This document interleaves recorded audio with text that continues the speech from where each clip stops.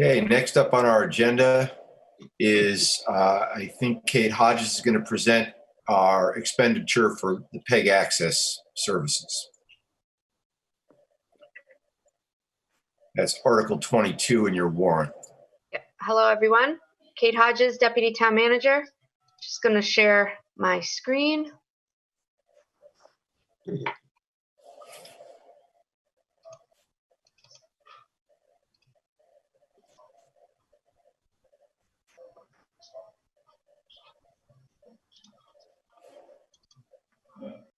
Oops, sorry. Okay. So Article 22 seeks to request acceptance of an appropriation of $376,934,000, which will be used to manage the PEG Cable Services Division of the town, also known as Minuteman Media Network, or MMN.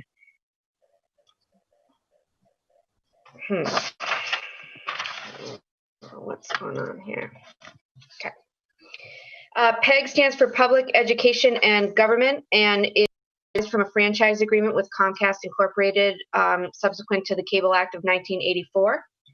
PEG channels are not mandated by federal law, but are rather a right of towns or whomever the franchise authority may be who can elect or not to accept a certain amount of money from a cable provider to be used for public access channels or stations given to them by the cable companies. So Concord chose to exercise their option to have PEG for many years now, and the town took over the operation as a town department in October of 2018. As with all departments in the town manager serves as the appointing authority, and the deputy town manager serves as a department head, providing budgetary oversight and supervision of the division managers. Concord's public information and communications manager is Minuteman Network's primary division manager.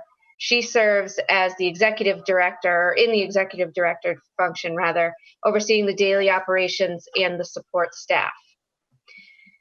Our goals for the upcoming fiscal year surround the ideas of increased participation, community involvement, and increased broadcasting capabilities.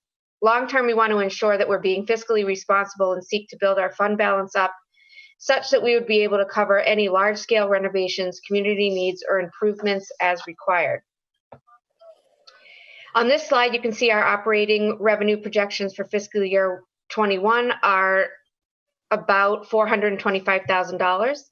This amount includes a projected revenue from Comcast, which equates to $332,000.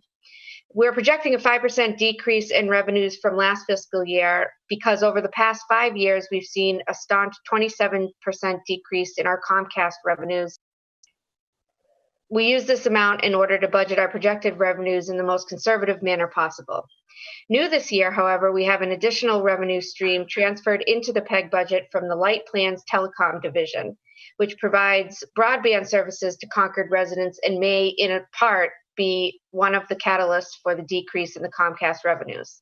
Dubbed as a PILOF or payment in lieu of franchise, this amount is calculated at 1.5% of the broadband revenues collected in Concord, up to $60,000. So for calendar year 20, we were projecting a total of $1.26 million in broadband revenues collected, and so the PILOF is about $19,000, which is the amount that you see. The largest expense to the PEG operation, as is typical of many departments, is personnel and personnel-related expenses. This amount equates to a total of $309,000 for fiscal year 21 and includes the positions of station manager, media technician, or PEG's IT guru, lead producer, and our education coordinator. The education coordinator position is currently vacant, and we have not filled it, and will be holding on filling it until the governor releases his orders and allows a return to workplace, and we're sure that the school will be back in session starting in the fall. Once we have those things in place, we can move forward with the hiring of that position. If not, we can revisit. Other operational expenses equate to about $28,000, and they include, new this year, an $1,800 transfer to the general fund from the PEG fund to cover the cost of the human resources related expenses associated with MMN's operation, including the hiring of part-time and per diem videographers and running certain ads for us throughout the year to try to get other part-time folks to cover meetings and events. With that said, we are projecting a net balance after expenses of about $89,000. We plan to allocate $76,450 for capital expenses. This slide shows our capital expenses, which were derived a few months ago and obviously pre-COVID. We'll be revisiting this should our economic situation change.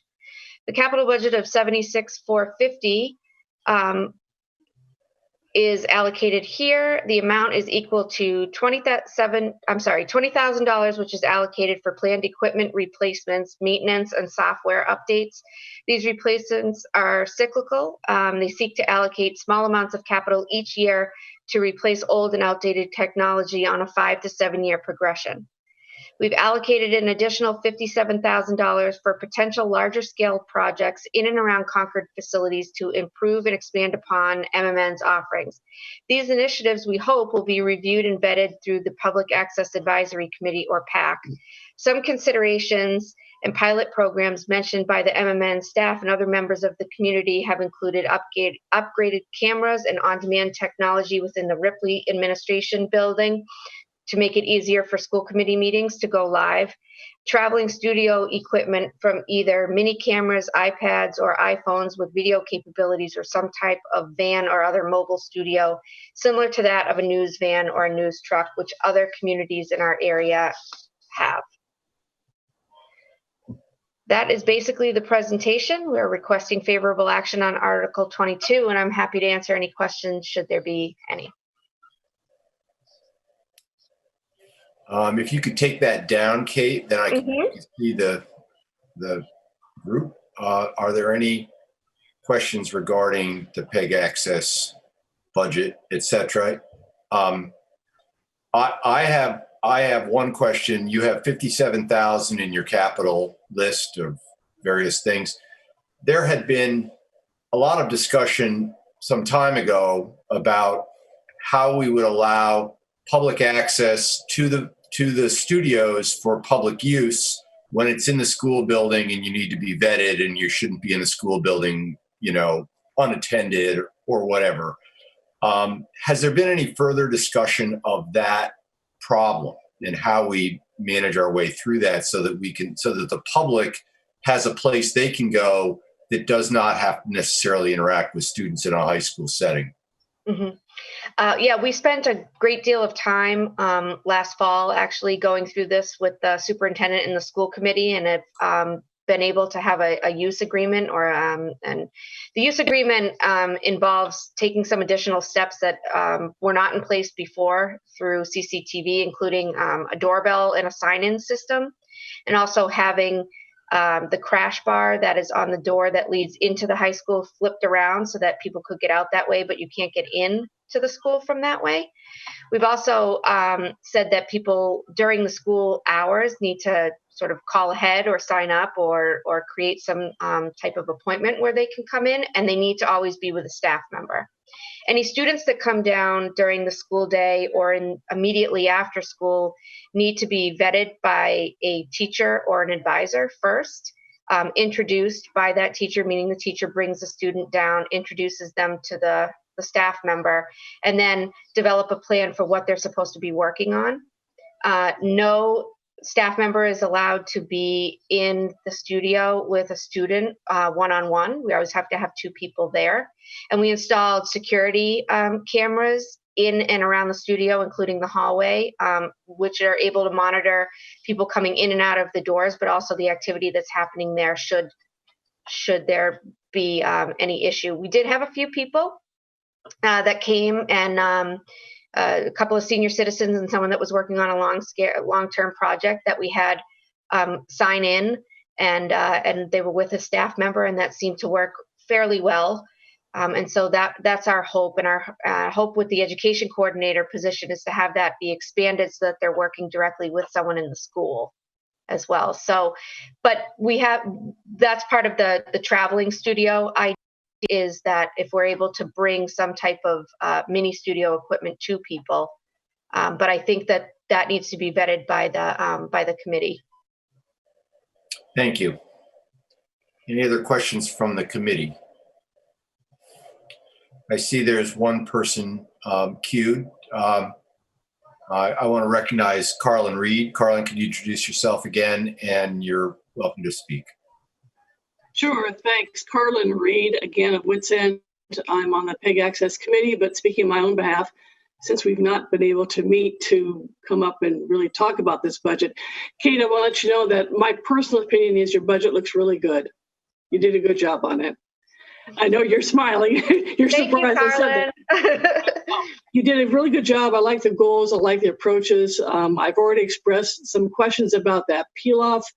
And when we do get to meet, one idea that I want to bounce off your head and the rest of the committee members is about creating a low-income discount broadband program that will use some of those funds so that about 35 households can have access to broadband that don't have it now or are paying too much for it. We found in our PEG survey that about half of the viewers, like what we're doing right now, watch online. So having broadband access is important for PEG access. I see that connection. Anyway, I just want to let you know that I think you did a pretty good job this year. That's it. Thank you. So I'm sorry, I have one other question that I'm going to come back around to. The access fee that we received from Comcast, you listed it in your slides as being 4.8% of their billable revenue.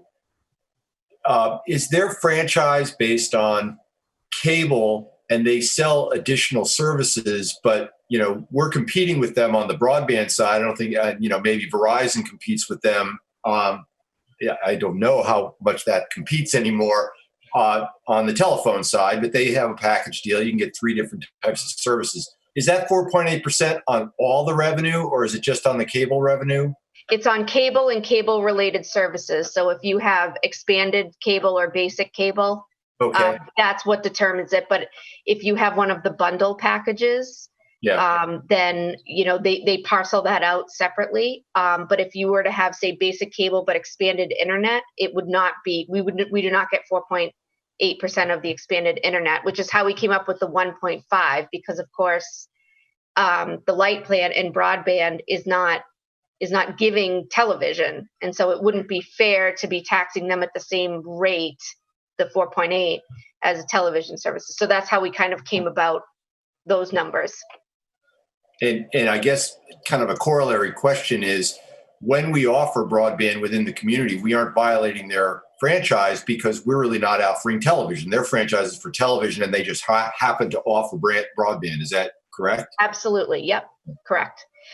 Coincidentally, just new last year, we actually get 2.8% of the revenue collected for the on-demand movies too. So if people are home and in quarantine, if you have Comcast and would like to catch up on your movies. Okay. Kate, question. Yeah. This is also true of Verizon Fios, correct? Correct, but we do not have we don't have a franchise agreement with Verizon in town. Verizon does not have any fiber in town. Correct. Yep, they haven't come out this way. Although the Verizon wireless representatives have said, sort of in passing when just talking about cellular connectivity, that there's a strong push to sort of not have only one game in town type of thing. So that should be interesting if it comes through. Okay. Any other questions? Seeing none, thank you, Kate. Thank you.